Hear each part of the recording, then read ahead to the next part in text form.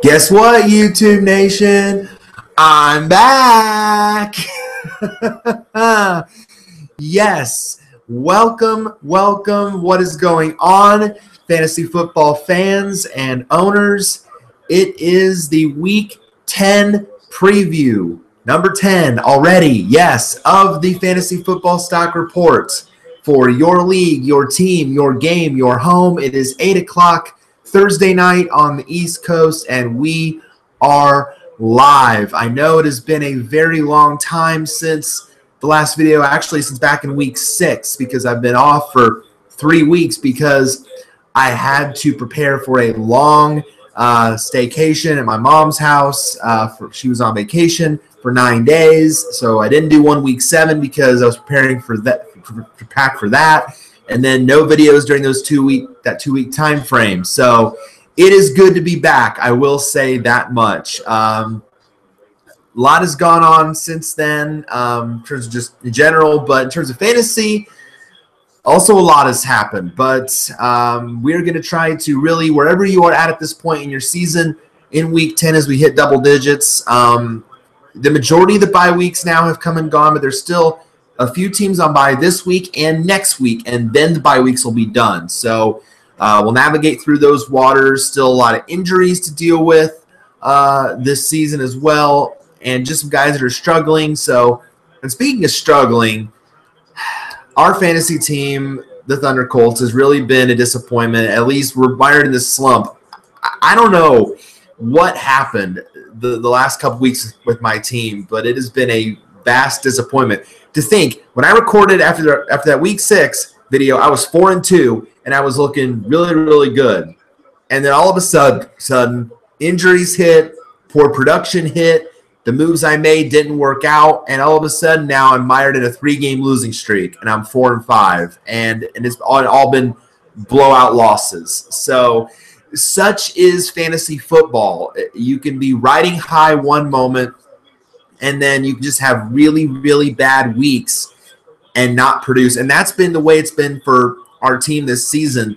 When we've won, we've looked really, really good. And when we've lost, we've looked really, really bad. So it's just been a very, very hit or miss week. You know, we're not eliminated from the playoff picture yet, but our odds are starting to dwindle with every single loss. I think we're down to like an 8% chance of making the postseason. So we really need help. So, and again, hopefully you are in a much better position. But if you're not, if you're still trying to make that playoff push, and hopefully the recommendations we offer this week will really help you get that W in week number 10. Because there are a lot of players this week on bye that really are normally really big point producers that we're not going to have this week as a result of the byes. You've got 4 teams on bye this week. Baltimore, Kansas City, which is a big one. Oakland has a lot of talent. And, of course, the big one is Philadelphia. Again, I mentioned in my Week 6 video when I apologized to the Eagles. The Philadelphia Eagles are the real deal. They are sitting very pretty at 8-1. And then the Rams are also been a big surprise this year in the NFC as well.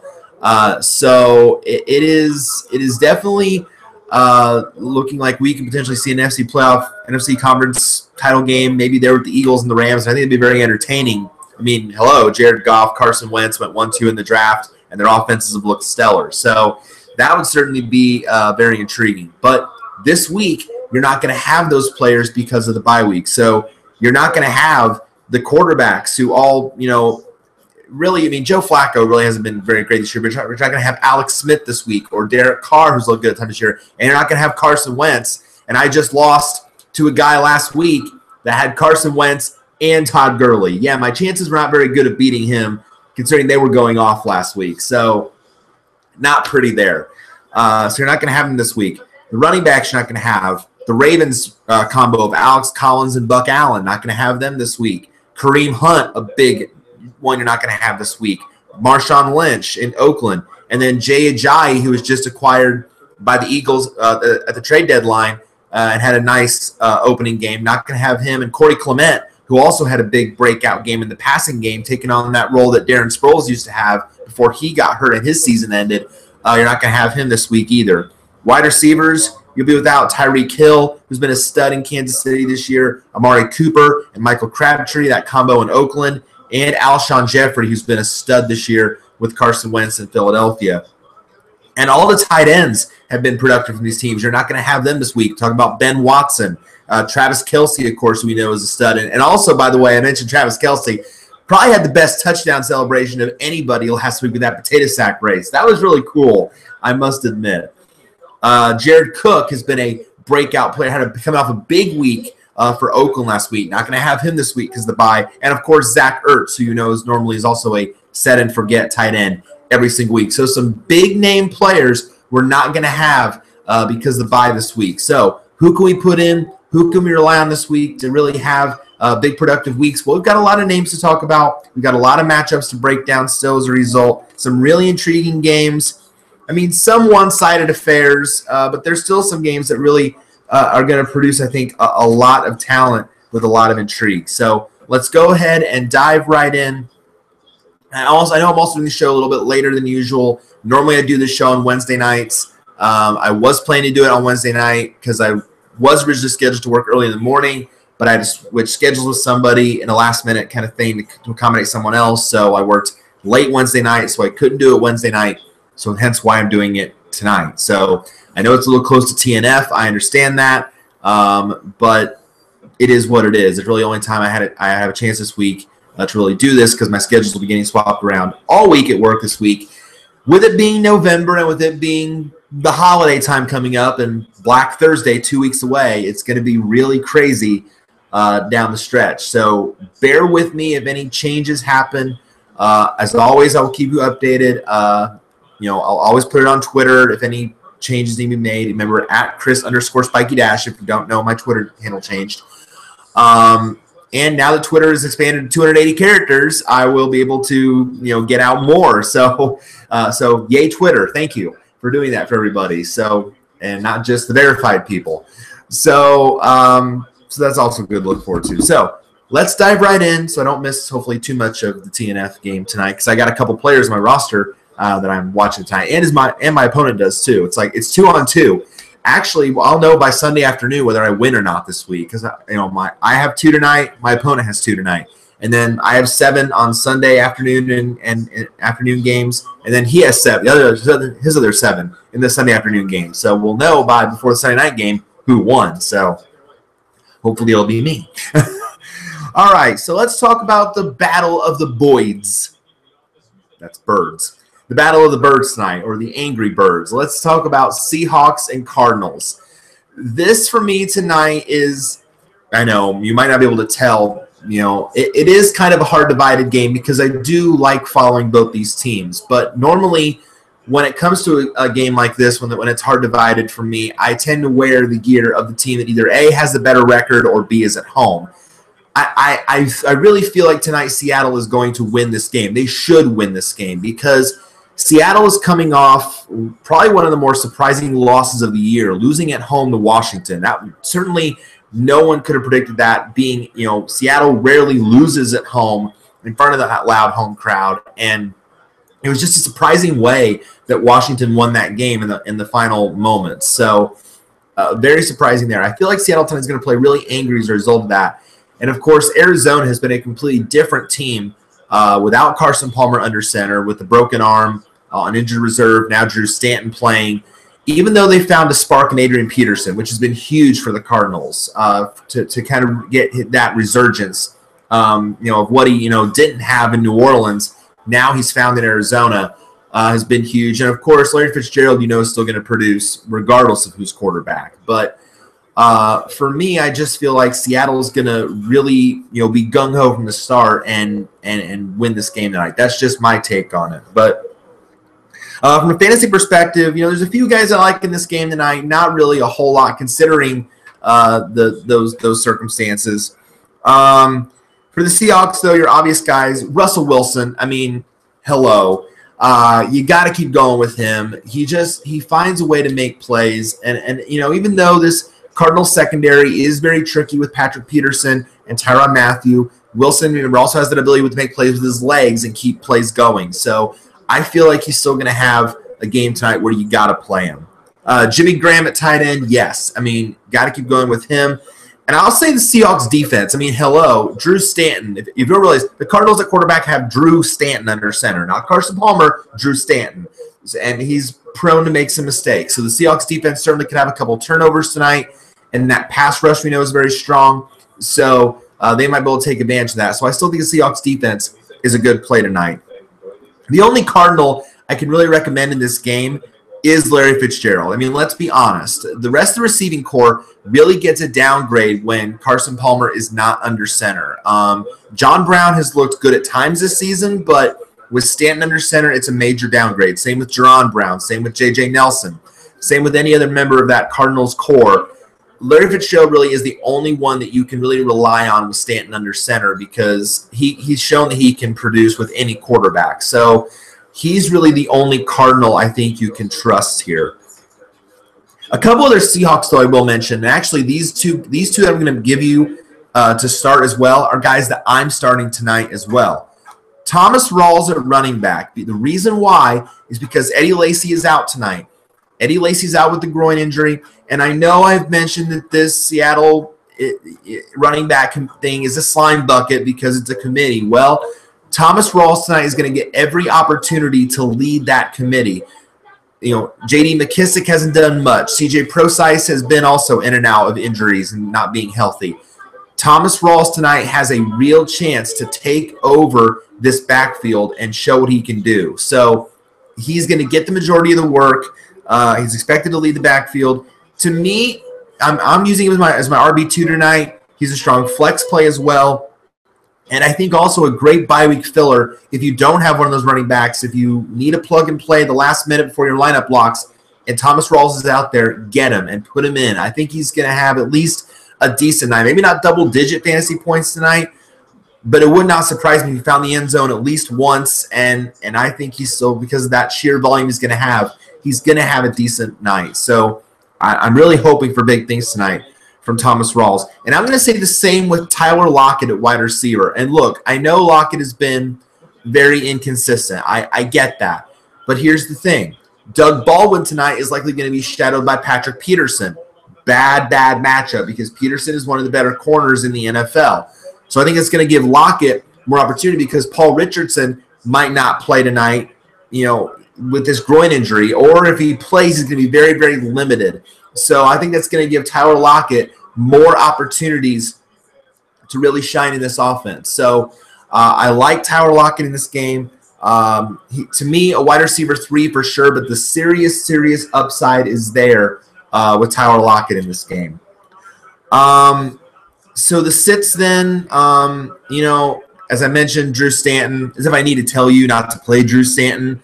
The Cardinals are not the same without Carson Palmer. So you are sitting Drew Stanton.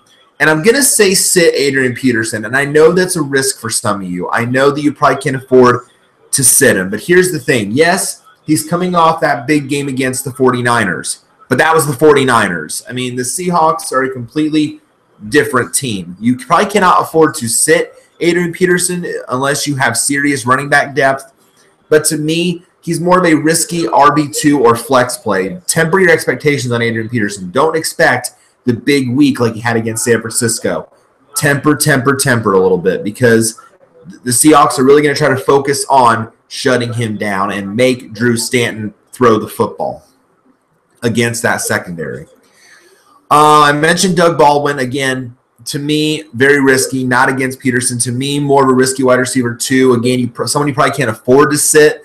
But again, just temper your expectations on Doug Baldwin because of the tough matchup. And again, I mentioned Paul Richardson. He's probably going to play through this injury, but from all reports, he's going to be limited, so don't expect much from Paul Richardson tonight. Okay, the 1 o'clock games on Sunday. Packers and Bears.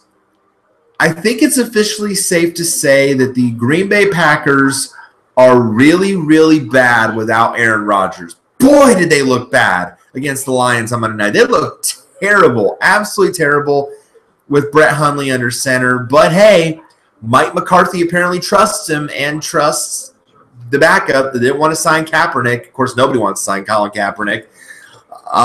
So, if that's the team they want to be, okay. But the reality is that Green Bay is not going to be a very good team with Brett Hundley under center. Let's just face facts here. And I think Chicago, honestly, can win this game on Sunday with that defense. Again, we saw that their defense could win a game, with Mitchell Trubisky only completing 4 passes and beating Carolina because of their defense alone. I could see that scenario happening again this week because of the fact that Chicago defense has just been so strong and forcing these quarterbacks into mistakes. Certainly they could do it against Brett Hundley. So it would not surprise me in the slightest if Chicago won this game this week and did it mainly with their defense. So because there just isn't much for Trubisky to work with right now. But there's still a couple guys you can play in this game. For the Packers, you got to keep going with Aaron Jones at running back. I mean, and I understand now it's kind of a committee because Jones now is doing being the main back. But Ty Montgomery is still there, but he's more like to become the third down passing back because do you remember he was a wide receiver that had to convert to a running back last year because of all the injuries. Well, now that Jones has stepped in and taken on the lead role, now Montgomery becomes that third down back that can still make big plays. So he's still got flex appeal, but Jones now is the safer running back to play. So Jones is a set and forget guy. Montgomery, more of a flex play, very risky, but he might break out for a big play or two depending on the game flow. I still like, though, Jordy Nelson. Again, he's the top option, so I still like him as a guy you can start. And I'll still say Devontae Adams in PPR leagues. Now, Randall Cobb has no fantasy value with Brett Hundley under center. Randall Cobb, it was much better with Aaron Rodgers than he is with Brett Hundley. Let's just face facts. So Randall Cobb really is someone I would not trust. I would more rather trust Nelson and Adams than I would Randall Cobb. For the Bears, you got to keep going with their 1-2 tandem at running back. Jordan Howard, toting the rock, and Tariq Cohen.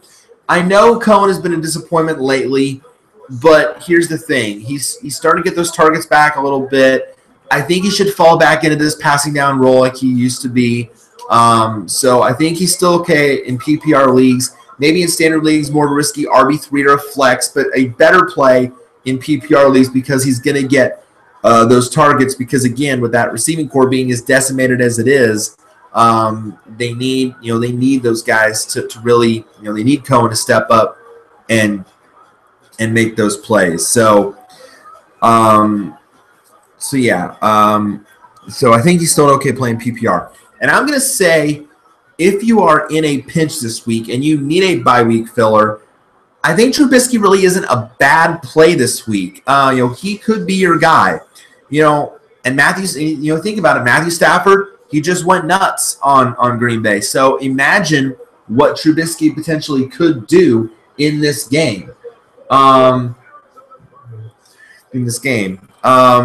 to me, a QB2 this week, but the upside definitely is there for him to have a bigger week, based on this matchup. So, if you're in a pinch at quarterback, say you don't have a Smith or a Carr or a Wentz this week, and you need someone in a pinch, or even a 2-quarterback league, Trubisky could be a very, very sneaky play this week.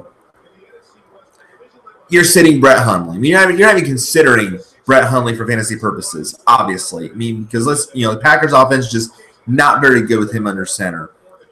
And I'm going to say, though, you can sit Montgomery, as a major start. Mainly only use him as a flex. I mean, his major value has really disappeared since Jones took that spot. But, again, he's just more of a flex play at this point, kind of a dart throw, what the heck. Maybe he makes a big play or two. But Jones is the safer play moving forward. Browns at the Lions. We have a start them all or start your Lions in this game. I mean, what more can you say? I mean, this is a cupcake matchup for Matthew Stafford and his crew. I mean, this is a given. I mean, the Browns are, let's just face it, they're bad. But hopefully here in a few weeks, maybe at least they'll start to be a little more competitive because they're going to get 2 of their kind of bigger names back. Corey Coleman is scheduled to return. They already took him. They already made him designated to return from IR this week.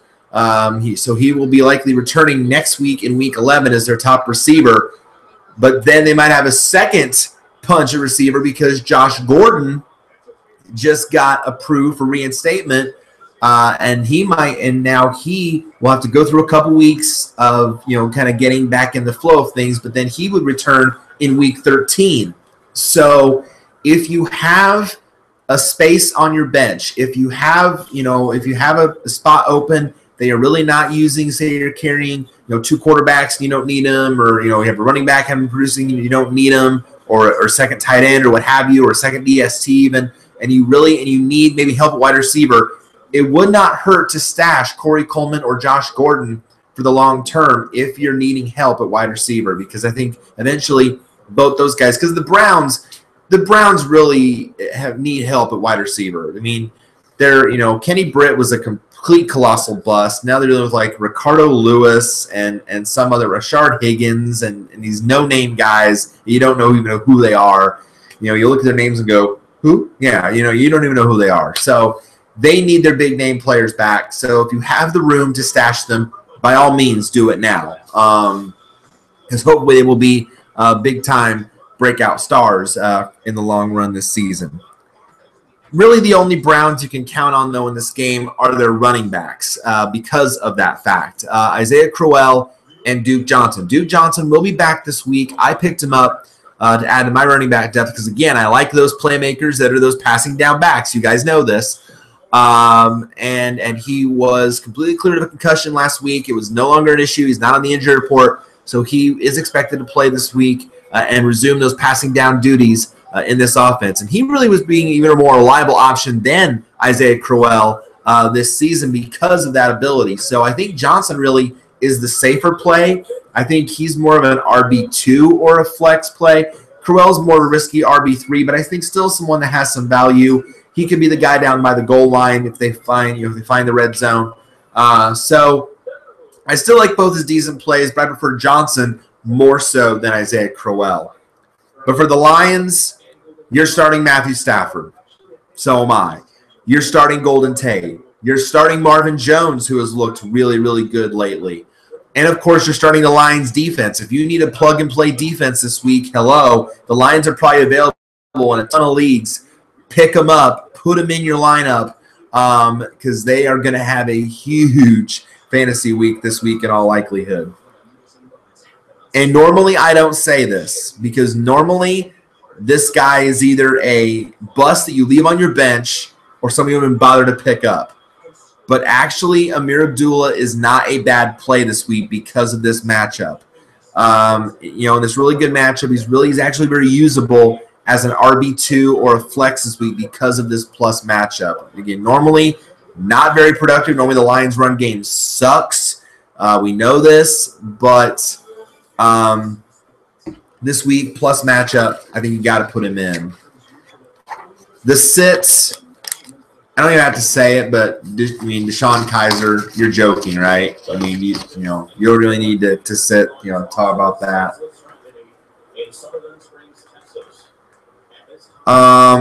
Theo Riddick, though, has been a disappointment for the Lions this season at running back. He just didn't get utilized enough to be really fantasy relevant, which is really disappointing considering his role in this offense. So can't recommend him, and I still don't trust Eric Ebron. At tight end, he drops the ball more than he catches it. What more can he say? It's just not trustworthy. Steelers at the incompetent Indianapolis Colts. Yes, we've gone from tanking Indianapolis Colts to choking Indianapolis Colts to now just straight up incompetent because they screwed up the Andrew Luck situation, and now they've released Vontae Davis and apparently screwed up that whole situation. This team is just – and it's tough for me. Being from Indiana, it's tough watching the Colts at this point, having to go through all this and know that management screwed it up and was that incompetent with the whole situation. So it's tough. And this is not going to be a fun week. It's not. They were fortunate to beat Houston last week. They really were, because Houston, of course, as you guys probably heard, Deshaun Watson, unfortunately, their star rookie quarterback, tore his ACL in a non-contact drill in practice on Thursday. Out for the year. So devastating, so unfortunate for the Texans. And has already lost J.J. Watt and Whitney Merciless for the year. So the Texans' hopes take another huge hit. Their offense is just not very good under Tom Savage. So, but the Colts are able to do just enough to win. Oh my gosh, T.Y. Hilton had a big game. Where has that been all year? Just very hit or miss with him. But against the Steelers, this is going to be a very tall order for the Colts this week. So obviously, with that being said, I like a lot of the Steelers in this matchup. I don't really like a whole lot of the Colts. I like a few of them in this matchup, but not a whole lot this week. For the Steelers, though, your obvious plays, Le'Veon Bell, duh. Antonio Brown, duh. Now, someone that I've added to the list that has really broken out of late is Juju Smith-Schuster, the rookie, with the Martavis Bryant saga going on, with all of that, with his frustration with the team and all that, and then him being benched and I guess deactivated, demoted, whatever you want to call it. Smith-Schuster has really stepped up and kind of taken on now the number 2 role in this Pittsburgh receiving corps and has done a really nice job. So I think from now on, he's a guy you can just leave in your lineups and set and forget because he has done an outstanding job in that role. And the Steelers' defense obviously is a must-play this week against this frustrating Colts offense. Let's just say that.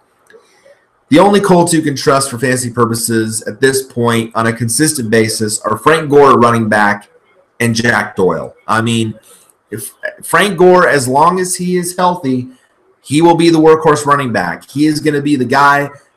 For whatever reason, the Colts seemingly don't want to put Marlon Mack out there. They don't want to play him. They don't want to give him opportunities. They don't want to give him touches. I don't know why. I don't understand it. I've picked up Marlon Mack twice because I've read reports, hey, he's going to get more touches. Hey, he's going to be the guy. Hey, Gore's going to get benched. And it hasn't happened. I'm done with Marlon Mack. I'm done.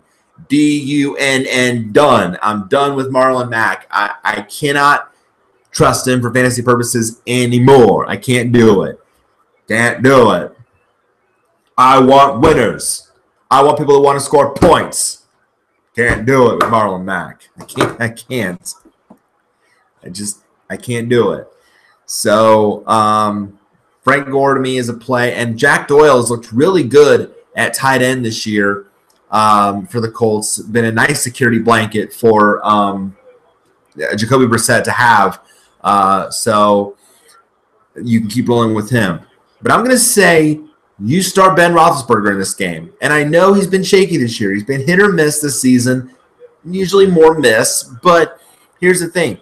This is a shaky secondary. And, oh, by the way, yes, the Colts just released Vontae Davis. They just got rid of him after this 6-day saga that's played out like a drama miniseries where, he didn't play last week, didn't travel with the team to Houston because of a coach's decision, says Chuck Pagano. But maybe it was more injury-related because of his groin. And then he announces, I was frustrated with the team because of that decision, that they claim it wasn't injury-related when it was because I was dealing with this groin issue. And then Vontae Davis announces, I'm going to have groin surgery to end the season. And today the Colts release him. So it's just a weird, wild situation there. But now this is wide open because no Vontae Davis and no Malik Hooker because Hooker was lost for the year. So this secondary now is ripe for the picking for Roethlisberger. Low-end QB1 this week, great bye-week replacement if you need it. I'm going to say, though, you can start T.Y. Hilton in this game because here's why. Usually Hilton's bigger games have come at home, with the exception of the Houston game last week on the road. But usually Hilton has had his big games at home, and even though the matchup's tough, I have a feeling the Colts have to throw a lot in this game to keep up. So at the very least, wide receiver 3 appeal for me, but the wide receiver 2 upside is certainly there with T.Y. Hilton. If you're in a pinch, dart throw option to throw out there. Ooh, and the TNF game just started, and the Seahawks are in those neon green uniforms. Ooh, like put your blinders on. Ooh. Yeah, this color. They're wearing all this tonight, the Seahawks. So watch your TV. And the Cardinals are going all black now. So I like both of those. I wish the Cardinals would have gone all red because I like that look better. But the all black is pretty cool too. Don't get me wrong. So they're all black, and the Seahawks are all neon green. Very cool color rush look. I love that the NFL does color rush on Thursday night. I love that. Sits. I'm going to say sit Jacoby Brissett in this game. And I know he's been really good this season. Even though he's at home, he's been a good play under center. Against this tough Steelers defense, I would not trust Jacoby Brissett. To me, more of a risky QB2 or 3 this week, and really a desperate play in 2 quarterback leagues. So just, I think, very, very risky this week considering the matchup. And again, I mentioned Marlon Mack. You know, I'm done with him. You should be too. To me, should not be rostered as long as Frank Gore is healthy, because they're just not giving him the opportunities. He's going to get sacked. Yep. Okay, the Cardinals are playing fired up tonight already.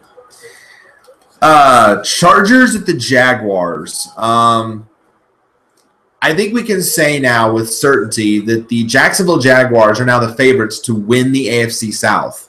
And that would be the first time ever in their history that they would do that. Now, they won the AFC Central back in 1999, but they have never won the AFC South. Think about this. This was a stat that I read on Twitter I found very interesting. We've had an AFC South now for about, what, 15 seasons? And of that, 13 times, the champion of the AFC South has either been the Colts or the Texans. Think about that. The Titans have won it twice. Jaguars, never. They now, though, are the favorites. Unless the Titans, the Titans are also in the hunt, don't get me wrong. But unless they collapse, the Jaguars now are the AFC South favorites because of what have happened to the Texans and the Colts at quarterback. They are now the prohibitive favorites to win this division because they are a well-balanced team on both offense and defense, especially that scary secondary with Jalen Ramsey and A.J. Bouye back there. Oh, my gosh, that is just downright scary. And Jalen Ramsey is just a trash talker. He definitely got into A.J. Green's head last week with all the fights that were going on in the NFL. Oh, AP just fumbled. Peterson just fumbled. -2 points. I told y'all. Sit Adrian Peterson, making me look good already. And my opponent has Adrian Peterson. Screw you, Big Heavy. I told you. But the Jaguars, to me, favorites now to win this division. A lot of guys I like in this game, only a few I don't like, mainly Chargers. The only Chargers I like in this game, Melvin Gordon at running back is a set it and forget it. You guys know that. As long as he's healthy, yes, you play him this game because I feel like he's going to get a lot of work in this game, considering that tough Jaguar secondary. And I'm going to say, though, Hunter Henry at tight end, though, is also a really good play. He's getting a lot of, he's clearly now number 1 tight end. Antonio Gates now is pretty much forgotten. He's going to get a lot of the work there, so I think still he's an okay play. For the Jaguars, Blake Bortles, I think you can still go with him as a very nice option. There you go, Rawls. Let's go with him. Leonard Fournette, as long as he is active. Of course, Leonard Fournette was a surprise inactive last week when he violated team rule. That caught everyone off guard. As long as he is active, you play Leonard Fournette this week. The 1-2 combo of Marquise Lee and Allen Hurns, yes, specifically Lee, because he has come on strong the last several weeks, gotten a ton of targets, finding the end zone on a regular basis. You keep going with him. Now, D.D. Westbrook is expected to return this week, but I'm sure, kind of like what happened with Corey Davis in Tennessee, they're going to ease him back into action. Oh, that was intended for Lockett, too. Ugh. They're going to ease him back into action slowly. So he's been out all this time with an injury. and they're gonna get him back in. So we'll see what role, if any, he has moving forward. But for now, you keep rolling with Marquise Lee and Allen Hurns as your 1-2 punch there in the Jacksonville receiving corps. And again, the Jaguars defense, you got to keep going with these guys, especially in a great matchup where the Chargers offense really isn't all that spectacular. So you keep rolling with them to make the big plays here for you. Really no other starts of note, but the sits, you can't play Phillip Rivers in this game. You can't do it. Not against this tough secondary. You got to keep going with, Jaguars defense, yes. Phillip Rivers, no. Just can't go with him this week. And I know I might surprise you with this one, but sit Keenan Allen. I know. Normally, he's a set it and forget it. I know that. But Jalen Ramsey is going to be on his butt all day in all likelihood. And we saw what happened last week when he was on A.J. Green, got in his head. So you probably cannot afford to sit Keenan Allen. I understand that. But to me, temper. More of a risky wide receiver 2 play as a result of that. Saints at the Bills. This game could actually be really entertaining. Because for a number of reasons. Because, one, the Saints have been absolutely outstanding over the past 6 weeks. A 6-game winning streak. Remember, this team started 0-2, but they have been turning it on lately on a 6-game win streak, and they're actually playing at least decent on the road. They actually started winning games on the road now. Usually it was, they're great at home, not so great on the road. Well, now they're winning regardless. So also because the defense has gotten better over the past several weeks, and the running game is getting better. Ever since they sent off Adrian Peterson to Arizona, the 1-2 combo of Mark Ingram and Alvin Kamara are really doing damage for the New Orleans Saints. So they have been more than impressive in reality and fantasy over these past several weeks. So it looked impressive. But I have a feeling the Bills, don't fall asleep on them in this game. I have a feeling that they might even win this game at home because the Bills are also releasing their shiny new toy this week. Kelvin Benjamin is expected to make his debut for the Bills this week after sitting out last week's game against the Jets, acquired at the trade deadline from Carolina. Kind of a surprising move. But one that definitely bolstered.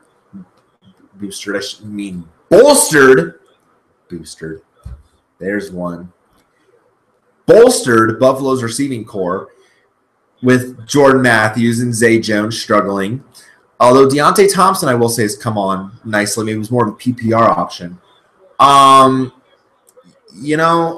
It would not surprise me if the Bills pull this game out. So keep an eye, though, on that. And I have a feeling he might have a big breakout game because with his days in Carolina, he played New Orleans twice a season, and he knows the Saints well. So maybe he'll have a big game as a result. The Saints, though, you can trust a lot of guys in this game. Drew Brees, yep, you keep rolling with him. That 1-2 punch of Ingram and Kamara, obviously. They're set it and forget it guys at this point. Now, Michael Thomas is a bit of a question mark this week. He was limited in practice with an ankle issue, so monitor that this week. As long as he goes, you play him, but monitor that status going forward. Check the injury report tomorrow to see whether or not Michael Thomas gets in a full practice. If he does, then obviously he's a go. You play him this week. If not, then that's really a big bump up then for guys like Ted Ginn and Brandon Coleman, who is kind of taking on the wide receiver 3 role. Willie Snead has completely dropped down the depth chart. Willie Snead can be dropped in leagues at this point if he's even owned in your league. Willie Snead has completely fallen behind these guys on the depth chart. And now, so if Thomas is out, Ted Ginn obviously becomes a wide receiver 2, must start. For now, so more of a wide receiver 3 or a flex play, but a good play still in PPR.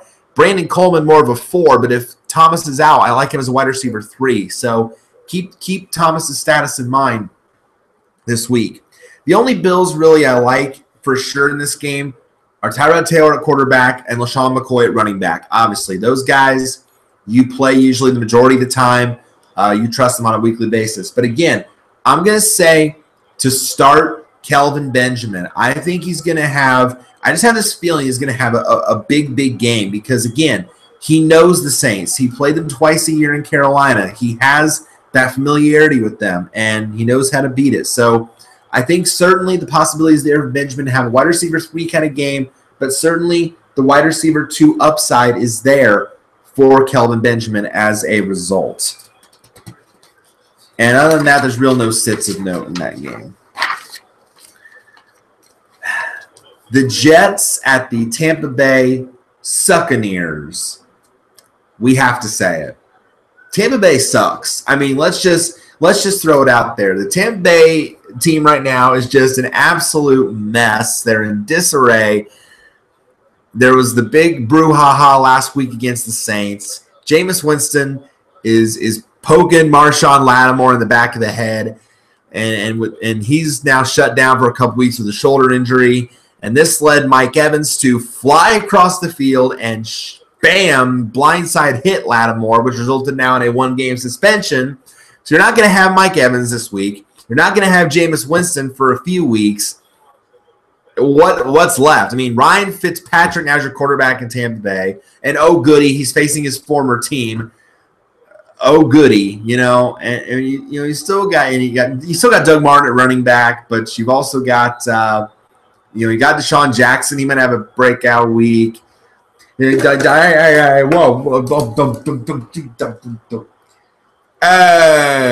Ryan Fitzpatrick, my guy.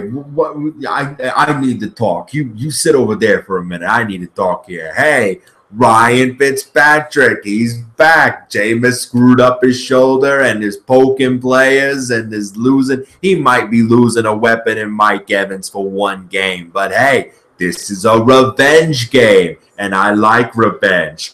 This is a revenge game for Mr. Ryan Fitzpatrick because, hey, he's facing his former team, the Jets. I remember those Fitzmagic days with the Jets. Oh, weren't they special when he was taking over for a nothing Geno Smith, who's actually kind of a still nothing because he's behind Eli with the Giants, you know what I mean? But anyway, anywho, I mean, this is his chance. This is his chance to step up and shine and make the magic, baby. I'm telling you, he might have a really good week. He might not. But I think he might have a really good one. So keep that in mind, okay? Keep that in mind, okay? Get back here. Hey, get down. This is my show. You get out of here. My show. He always likes to make an appearance whenever I mention Ryan Fitzpatrick. I don't know why. But I mean, there are some good options in this game. This might be because these defenses are both very, bad. This could be a high-scoring game. So there are a couple things to like here. Josh McCown at quarterback has looked actually like a very serviceable fantasy quarterback in these past couple weeks because he is really starting to find these weapons in this offense and put up some really good fantasy numbers. So if you're in a pinch again at quarterback, you don't have an Alex Smith or a Carr or a Wentz, and you need help at quarterback, Josh McCown could be the guy that helps you this week. So keep that in mind.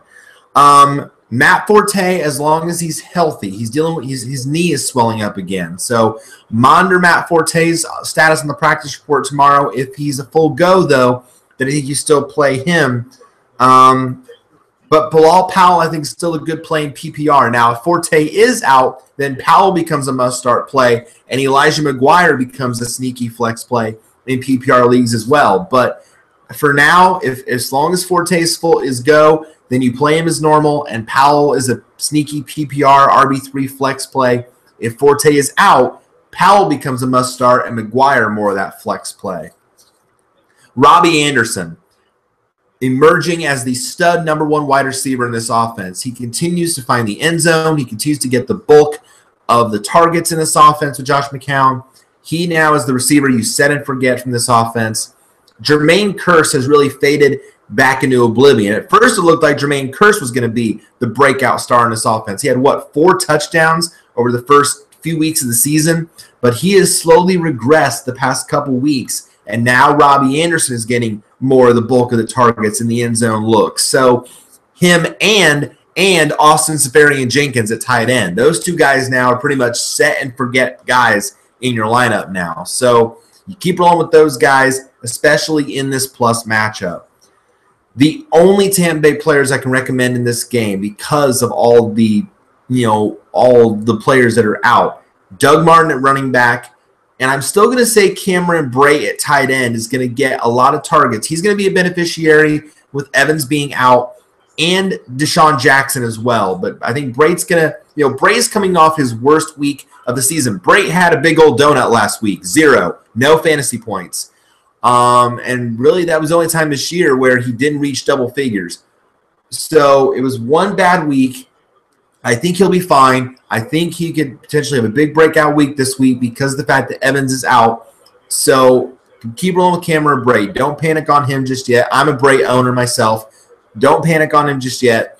I think he's going to be okay for this game. And I'll say, you know what? I'll agree with Mob Guy. I think you can start Ryan Fitzpatrick in this game because, again, it is, as he mentioned, it is that revenge game. He's going up against the former team. Even though he won't have Evans, he still has plenty to take advantage of because of that. To me, he is a decent QB2 with upside and really a nice bye-week filler if you're in a pinch. So noting that with Evans being out, start Deshaun Jackson. He's going to be, I think, the biggest beneficiary. Him and Brate, I think, are going to be the big beneficiaries of Evans' absence. So as a result for me, Jackson has wide receiver 2 potential. I think he could be a really good play this week. Adam Humphries also could be a sneaky wide receiver 3 as well. So keep his name in mind as well if you're in a pinch this week. You need 1 week fill-in at wide receiver. Adam Humphries could be someone that you could target as well. As you know, as if you didn't know, sit Jameis Winston, shut down for these few weeks due to the shoulder injury, sit Mike Evans because he's suspended, and sit Jermaine Kearse. I mean, because, again, I've already dropped. I gave him a chance.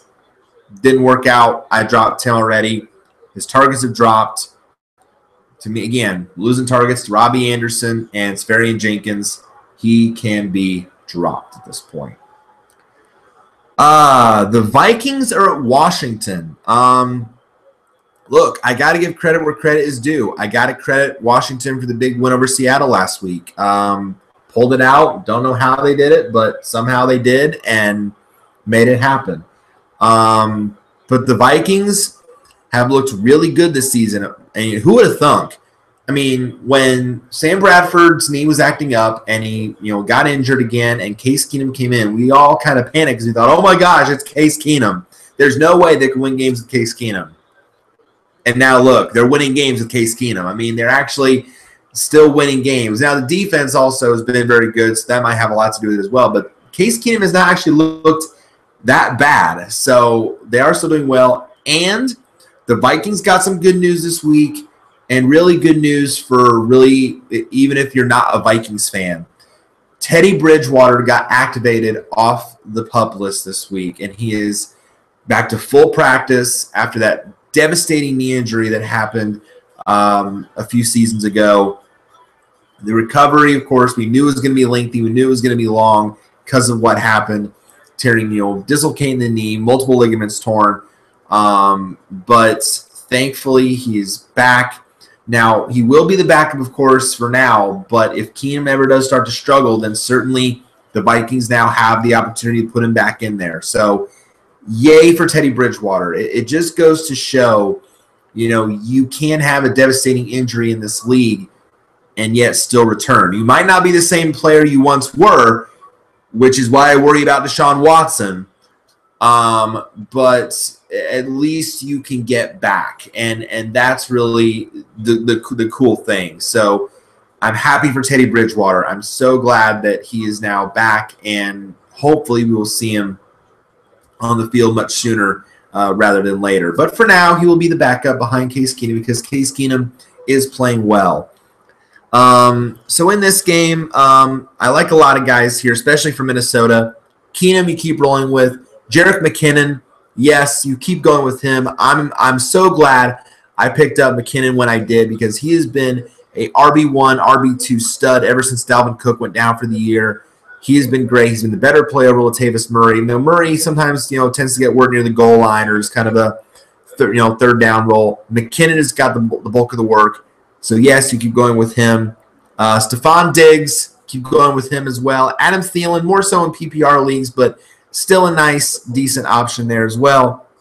And Kyle Rudolph, again, one of the more reliable tight ends in the NFL. You keep going with him as well.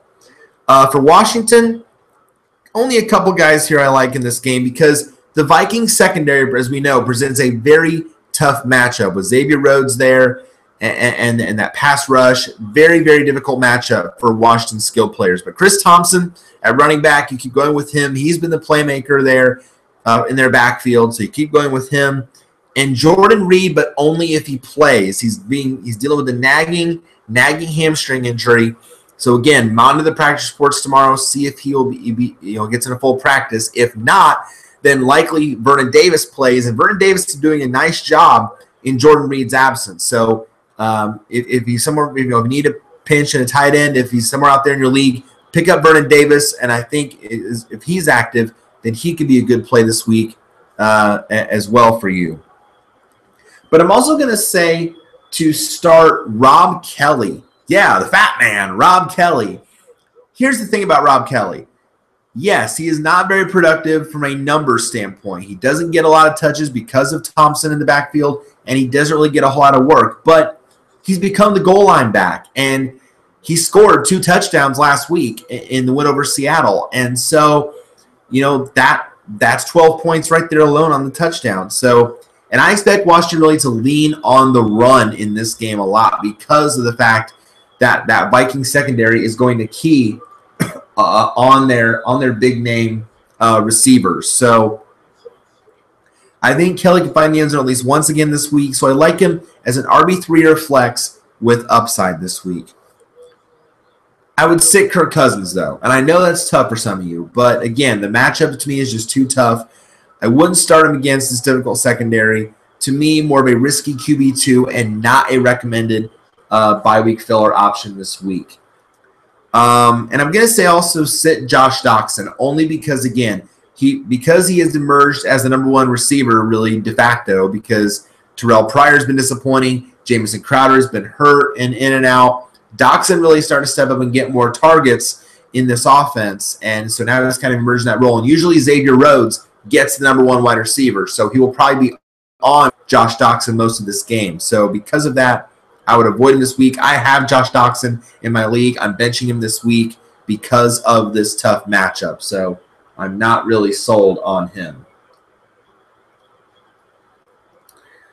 Bengals are at the Titans. A lot of guys in this game to like, more so from a Titans perspective because, again, the Titans have been very impressive this year as well.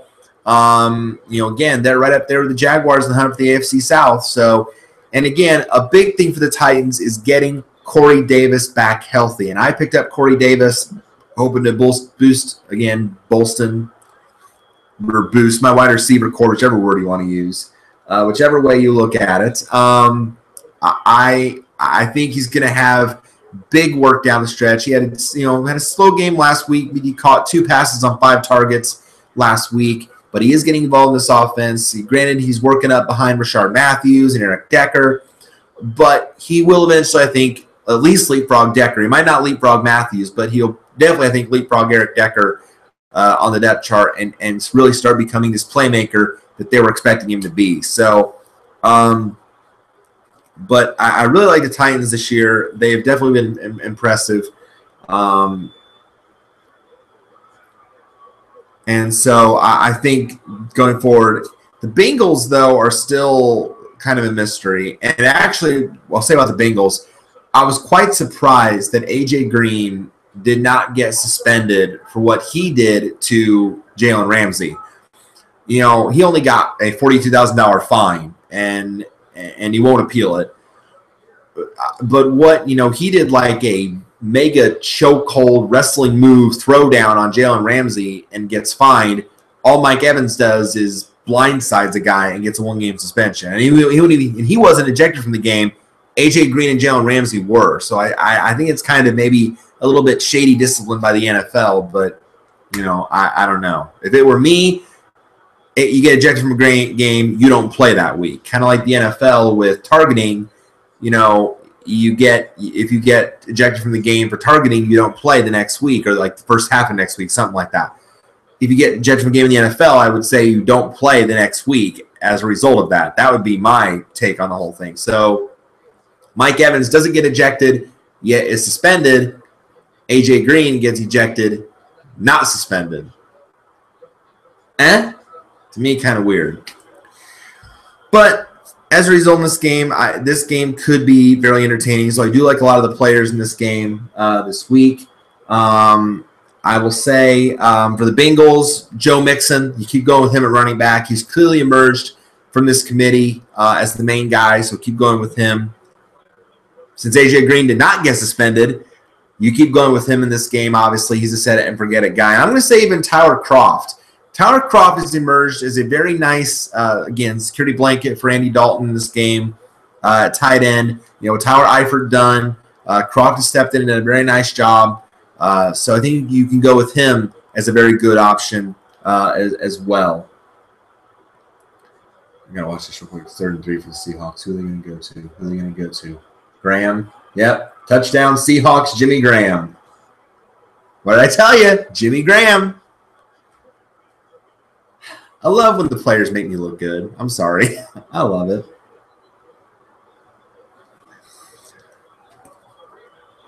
And then for the Titans, Marcus Mariota, yes. You keep going with him. He's looked very, very impressive this year.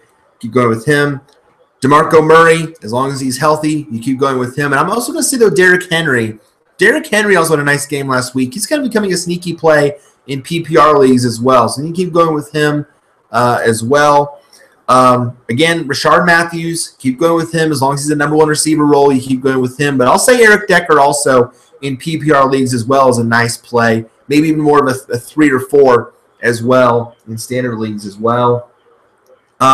And I'll say again, tight end Delaney Walker, as long as he plays, he's dealing with a bit of an ankle issue, and if he plays, you go with Delaney Walker as well. No other starts of note. Sits, I'm going to say sit Andy Dalton. You know, the Bengals do tend to struggle on the road, and the Titans defense vastly improved this year. To me, Dalton is not even a QB2 this week. Very, very risky. And Corey Davis, again, until you see more targets come his way, let's not get too excited yet. You know, if you have him on your bench, great stash, but not worth starting until he gets more involved in this offense. Texans at the Rams. This is almost another start 'em all alert in terms of starting your Rams because let's face it, again, let's be honest here. The Texans offense without Deshaun Watson is bunk. It's bunk. It's butt. I mean, whatever negative word you want to use, it's really, really bad. So, and the Rams are just really, really good. So, one-sided game here, in my opinion. I will say, though, the Texans, you know, you can keep going with Lamar Miller because they're going to have to lean on the run game. I mean, obviously, you know, what are they going to have? You know, Tom Savage throw? Exactly. They're going to lean on Lamar Miller on the run, so you keep going with him. I will say, though, DeAndre Hopkins is still playable, but very borderline playable. More of a wide receiver 2 or 3 with Savage under center. He's still going to get a lot of targets, but very, very risky play. But I think you can still use him for fantasy, but don't expect the big numbers that you once did with Watson under center. For the Rams, at this point, you got to go with their big 4. Who's their big 4? Jared Goff, Todd Gurley, Sammy Watkins, Cooper Kupp. Those 4 at this point are locked, loaded, set it, forget it, done. I mean, as long as this Rams offense keep rolling, and it probably will, then you keep having those guys in your lineup regardless. Now, also someone you can put in there is Robert Woods, because Robert Woods is also emerging as a very strong option as well. I mean, Jared Goff just likes to spread the ball around to these wide receivers. But they get enough targets and they get enough volume and value that they all have strong fantasy value. So, and Woods' targets are increasing every single week. And so, and found the end zone twice last week against the Giants. So, And with all these weapons around him, he might not do that on a weekly basis, but at the very least now he's a serviceable wide receiver 3. So you keep going with him. You start him in this plus matchup. The sits, sit Tom Savage. Obviously, you don't even consider him. He's not even worth the consideration. You sit him. So Seattle now going for the extra point. And it is good. So 7-0 Seahawks. My opponent has Blair Walsh, so he got a point there. Whatever.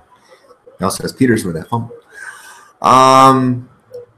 And sit Will Fuller. Look, Will Fuller's fantasy value all but disappeared with Watson at quarterback. To me, he can be dropped in all leagues. Don't even bother holding on to Will Fuller. Risky. Cowboys and Falcons, though. Big storyline with this one that broke just before tonight's TNF game. Ezekiel Elliott, the saga continues. It's kind of become like a bad Star Wars movie. It's not the saga begins, it's the saga continues. Zeke, the saga continues. Again, I mentioned, I think I made the analogy last time. His suspension, I mentioned on Twitter. His suspension is like a light switch. On again, off again. Suspended, not suspended. Suspended, not suspended. Suspended, not suspended. And now today, his latest injunction appeal was denied, and guess what? He's suspended again. But now, the next appeal hearing is not till December 1st. So what does that mean? That means that you will not have Ezekiel Elliott for fantasy purposes for at least what? The next 4 weeks of the season? Let's see. 1, 2, 3.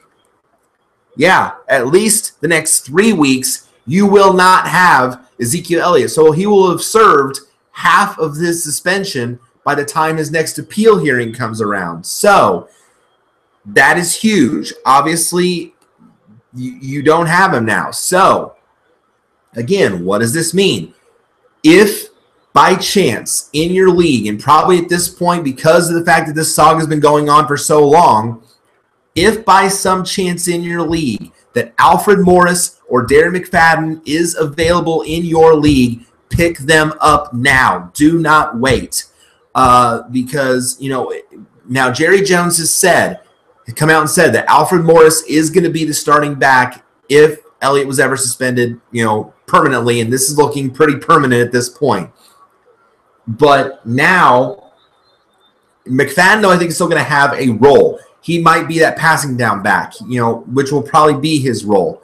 So he's going to have a role. So both guys are going to have fantasy value. So as a result, in this game, I'm going to say Alfred Morris is a must start. Darren McFadden is at least has RB3 or flex appeal because I think he'll have at least that passing down role. So both guys are usable for fantasy purposes.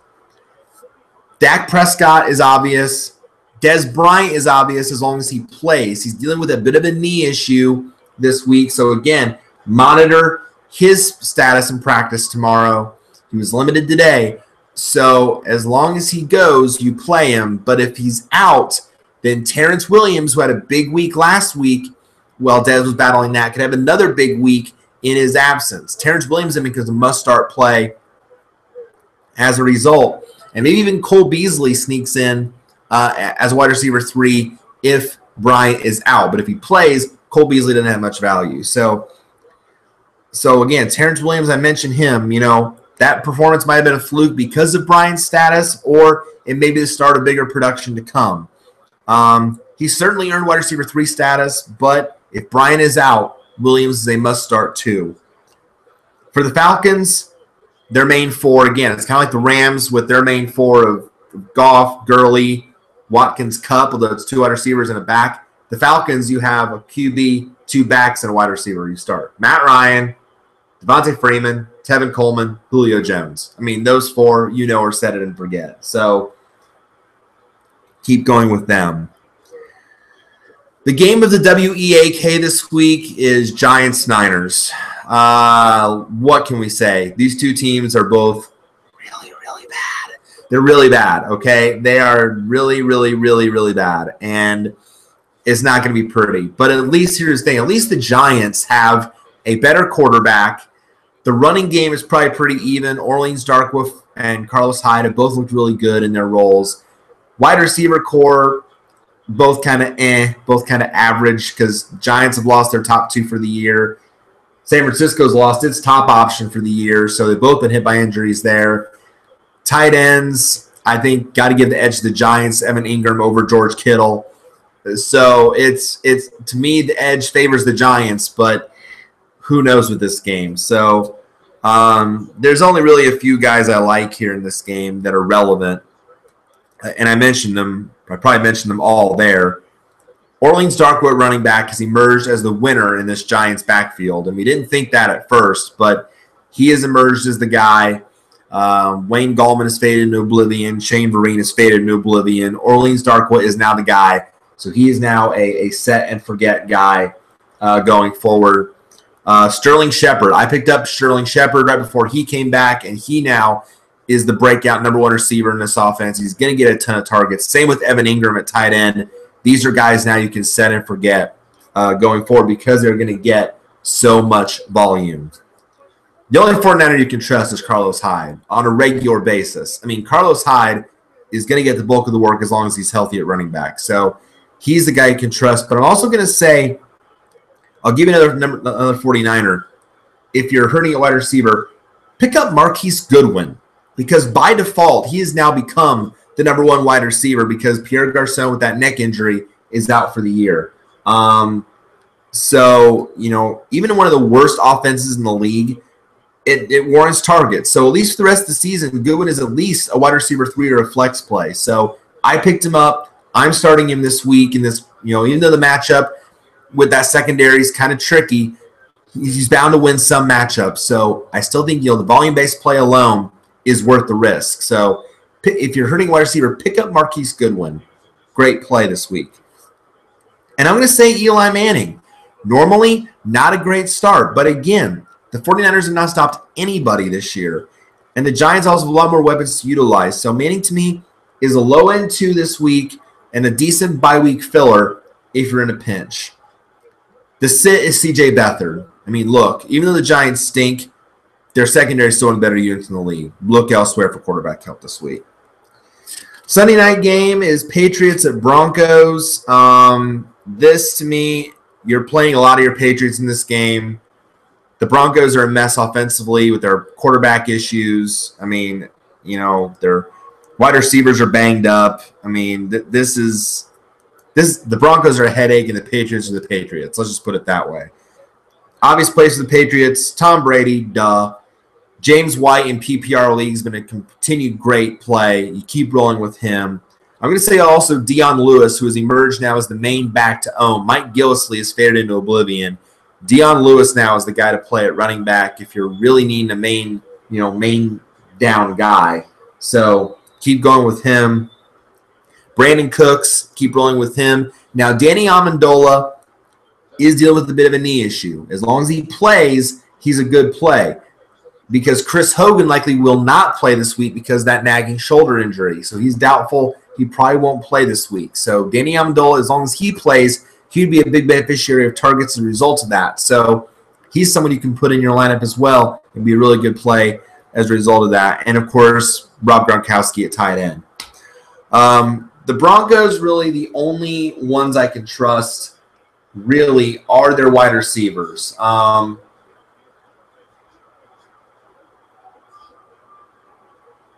Fitzgerald and Sherman won. The Broncos, again, Demaryius Thomas, as long as he plays, you play him. He's dealing with a hamstring issue, but as long as he plays, I think he's still going to get a lot of targets. Same with Emmanuel Sanders. They both get targets, even though their quarterback's play has been tricky. So I still think you can play both those guys. But the sits, Brock Osweiler, come on now. Like Shania Twain saying, don't be stupid. Don't play Brock Osweiler. The Broncos running backs, no. This is now a three-way full-on slime bucket headache of C.J. Anderson, Devont Booker, and Jamal Charles. No. Avoid. And like I said, Chris Hogan out with that shoulder injury. And then Monday night game, the Dolphins at the Panthers. I mean, there's only a few to like in this game. The only ones I like for Miami, the receivers, Devontae Parker, Jarvis Landry. They'll get their targets. For Carolina, yep, you know they're for pretty much now. Cam Newton, Christian McCaffrey, Devin Funchess, who stepped up as the number 1 receiver. And I'm even going to say Curtis Samuel, more so in PPR leagues, but still a good play as well. The sits, though, are all Miami players against this tough defense. Jake Cutler, no, not against this tough defense. The running backs, Kenyon Drake, Damian Williams, they both had decent games last week. They're both getting utilized in the run and the pass game, so it's a clear split. But they're both only more flex options because against this defense, just very, very tough. And then Kenny Stills, as long as Parker and Landry are both healthy, Stills has 0 fantasy value, not even worth wide receiver 3 consideration. All right, guys, that is it for week 10. Good luck to you this week. Go out there and get a win. If you have any other dilemmas regarding the Sunday games or the Monday game, feel free to hit the comments below. Again, I always tend to check throughout the weekend leading up to the games, looking for comments. So please feel free to do that if you have a question. And thank you so much for watching. You guys for subscribing, viewing, tuning in, for your patience with me the past couple weeks. I know it's been tough with me being gone, but it is good to be back and back in the swing of things, back in the saddle. So really, really glad. So next week, it'll be a 2-video week because on Tuesday the 14th, we will be also back with According to Spiky Dash. We will be doing episode 11. A lot to discuss in that episode. We'll be talking the final episodes of Season 7 of MLP. So we'll be talking episodes, I think, 24 through 26, now that we're in hiatus time. We'll share my thoughts on that. More thoughts on the movie. Hasbro's thoughts on it. We'll talk convention stuff because we had some conventions that had their final events this past weekend, and then talk about what to make of future events as well. Update on next year's WCPC as well. We'll talk a little about the new look Pacers, and also I'll explain this and why it's on the wall. As well. So, because that you might notice that's a new thing that's up. So we'll talk about that on ATSD episode 11. That will be on Tuesday the 14th, 7 p.m. Eastern time, and then on Thursday the 16th will be the next FFSR week 11. Again, I won't be able to record on Wednesday because I work on Wednesday night next week. So it'll be another Thursday episode of FFSR, same time, 8 o'clock. Eastern time on Thursday the 16th for the week 11 preview. So until Tuesday when we will be here for ATSD, thank you guys so much for tuning in. Good luck. Get a win this week for your league, your team, your game, your home. Spiky Dash signing off. Good night and God bless.